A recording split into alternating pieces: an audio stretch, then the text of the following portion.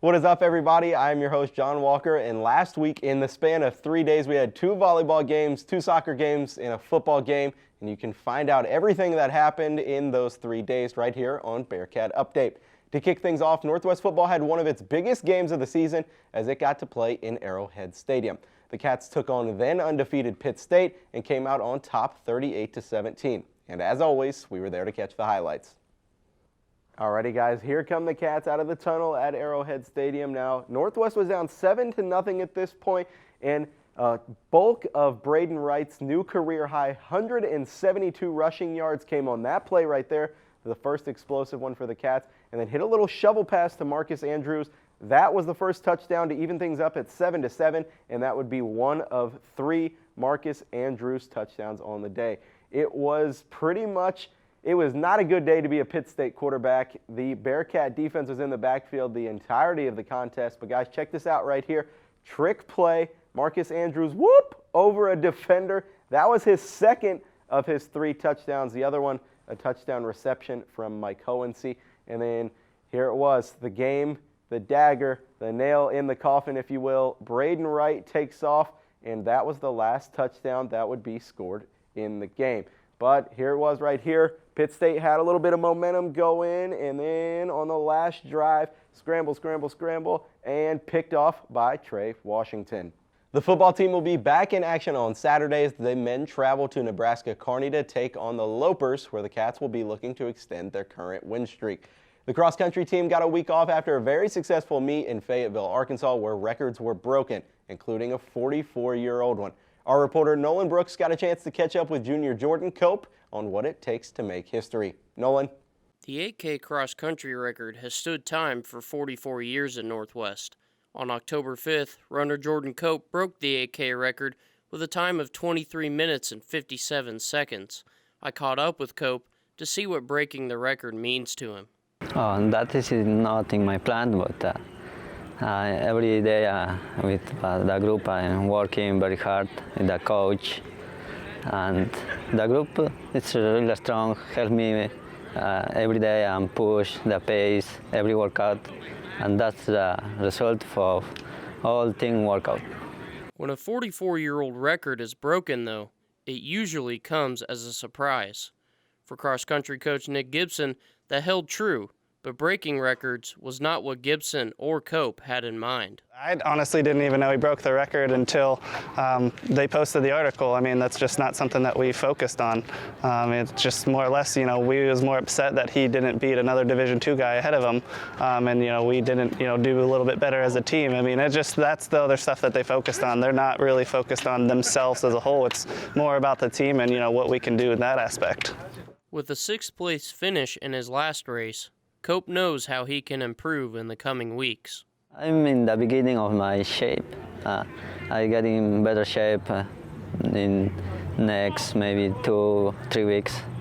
And the coach is planning to add some workouts, especially the speed workouts can help me for improve more I get personal time.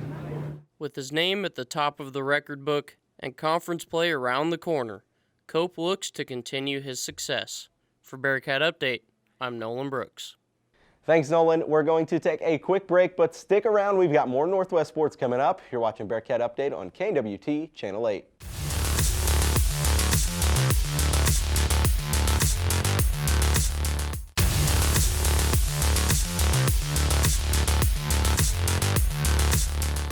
Welcome back to Bearcat Update. Up next on Walk the Line, our analyst Jenny James interviewed Northwest football wideout Imani Donadell. Jenny?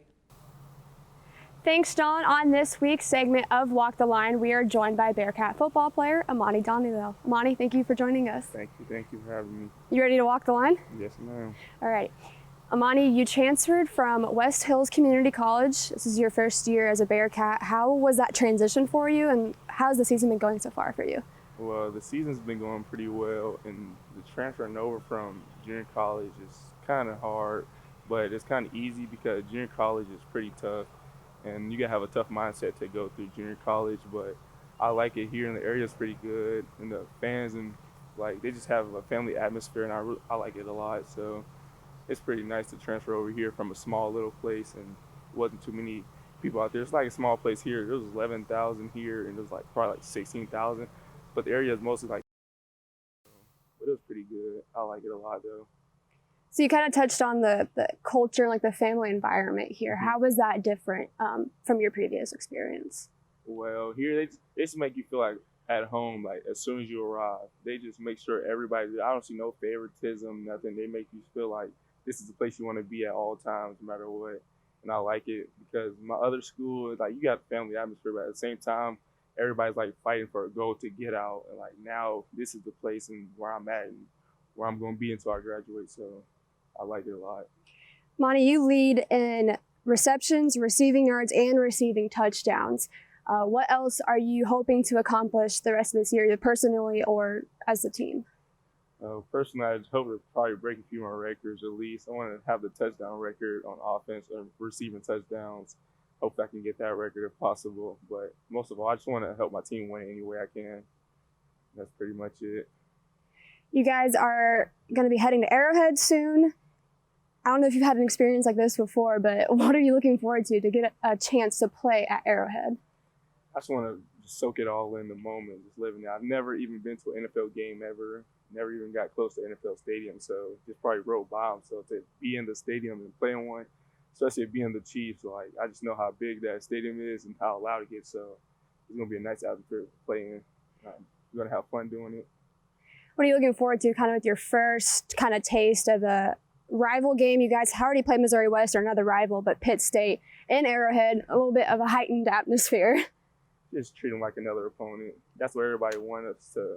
Treat them different than any other, but we all look at them the same. Just focus on us and do our part and play our football Bearcat way. That's what we preach every day.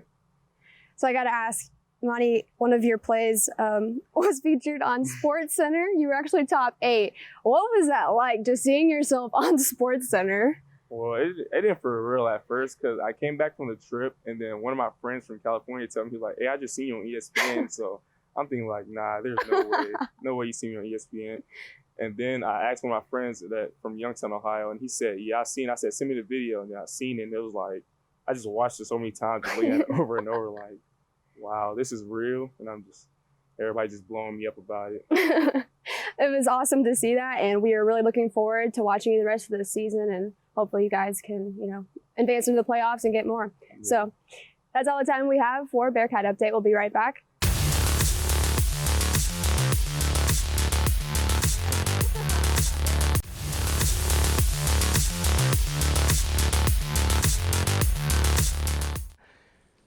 Welcome back to Bearcat Update. The women's golf team was back in action after a weekend off. They competed in the Midwest Fall Classic in a 2-day tournament, and the Cats shot a .332 on the first day, with Morgan Thiel leading the way for the Cats with a first round of 76. The Cats finished out the tournament placing 18th collectively with a score of .650. Thiel shot another 76 on the second day and tied for 17th overall individually with a total weekend of .152. Spencer Roach and Maddie Akers both improved their round 1 scores by 12 and 15 respectively, and the golf team will be back in action on Monday and Tuesday at home for the Bearcat Golf Invite.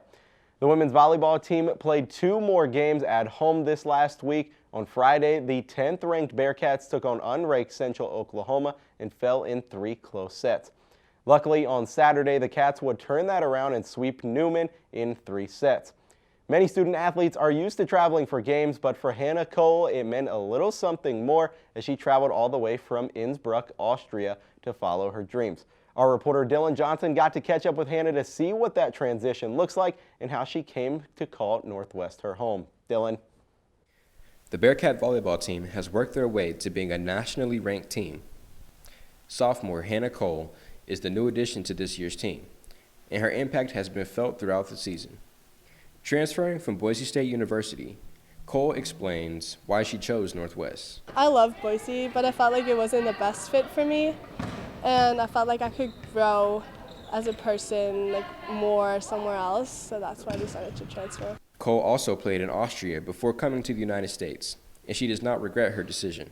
Honestly, I love it here. I just love playing here. It's like we have a great atmosphere here, and I mean, I miss my teammates, but it's been great here, and everyone's so welcoming, and I love my team here. So. During the Cats' 13-3 season, Cole leads the team with 191 digs and 20 service aces. Her involvement with the team hopes to propel the Cats to bigger and better heights. Just to improve as a team, I feel like we've been working really hard and just see where it takes us. Honestly, I feel like we have a good chance to beat the top teams, and we've been working so hard, and just like keep on going out there, just like knowing that we have a chance against everyone, just like giving our best. Reporting for Bearcat Update, I'm Dylan Johnson. Thanks, Dylan. The volleyball team will be back in action at home on Tuesday against number 13 Central Missouri in their last home game before they head on the road again. The women's soccer team was able to stay stagnant last weekend. They kicked off the weekend on Friday with a tie against Nebraska Kearney 1-1. Manuela Gonzalez scored the lone goal for the Cats. On Sunday, the team again didn't quite finish out the weekend the way that they had hoped, coming out with a tie against Fort Hays after leading 1-0 at the half. The final score in that one ended up being knotted up at 1 at the end of 2 overtimes. The Cats will be back in action next weekend as they take on Rogers State and Northeastern State, both at Bearcat Pitch.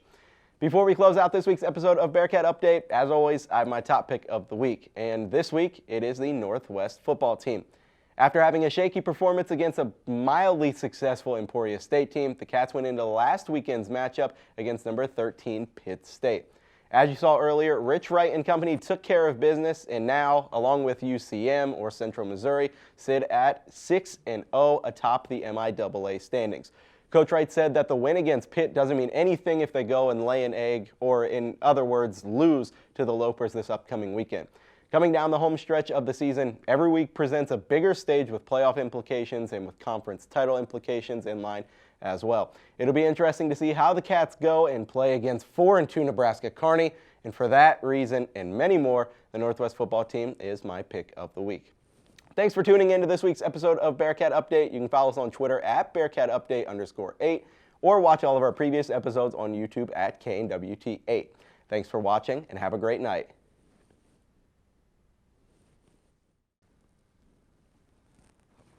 Didn't see you there. For last week's episode of Bearcat Update, make sure to click up here, and for all of our previous episodes, make sure to click down here. See you guys next week.